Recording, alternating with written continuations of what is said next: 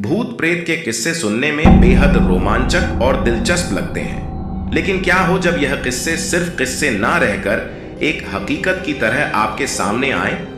आज की युवा पीढ़ी भूत और आत्माओं के होने पर विश्वास नहीं करती, लेकिन जिस पर आप विश्वास नहीं करते वह असल में है ही नहीं।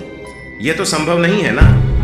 आज हम ऐसे ही भूतहा स्थान से आपका परिचय करवाने जा रहे हैं, जिसके बारे में कहा जाता है कि इसका निर्माण स्वयं एक आत्मा ने किया था। जोधपुर राजस्थान स्थित बावड़ियों के किस्से स्थानीय लोगों में बहुत मशहूर हैं। यहाँ पानी की कई बावड़ियां हैं, जिनमें से एक के बारे में कहा जाता है कि उसे भूत ने बनवाया था। जोधपुर से लगभग 90 किलोमीटर दूरी पर स्थित रठासी नाम का एक ऐतिहासिक गांव है। मारवाड़ के इतिहास पर नजर डालें तो यह झांत होता है कि जब जोधपुर में रहने वाले राजपूतों की चंपावत शाखा का विभाजन हुआ तो उनमें से अलग हुए एक दल ने कापरडा गांव में रहना शुरू किया। लेकिन इस स्थान पर रहने वाले युवा राजपूत राजकुमारों ने गांव में साधना करने वाले साधु महात्माओं को परेशान करना शुरू कर दिया। उन राजकुमारों से क्रोधित होकर साधुओं ने उन्हें श्राप दे दिया कि उनके आने वाली पीढ़ी इस गांव में नहीं रह पाएगी। साधुओं के श्राप की बात जब राजकुमारों ने अपने घर में बताई तो सभी भयभीत हो गए और उस गांव को छोड़कर चले गए।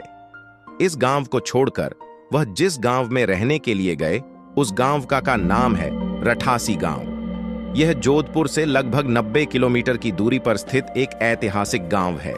इस गांव में एक बावड़ी है जिसके बारे में कहा जाता है कि वह भूतों के सहयोग से बनी है, अर्थात उस बावड़ी को बनाने में भूत प्रेतों ने गांव वालों की सहायता की थी। ठाकुर जय सिंह के महल में स्थित इस बावड़ी को देखने के लिए लोग दूर दूर से आते हैं।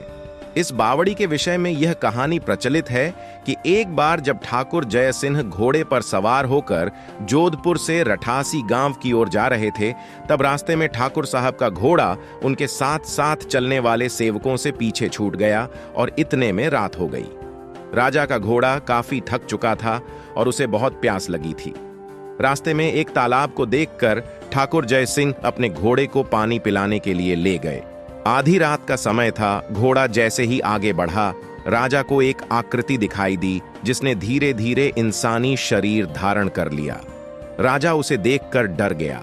उस प्रेत ने राजा को कहा कि मुझे प्यास लगी है, लेकिन श्राप के कारण मैं इस कुएं का पानी नहीं पी सकता।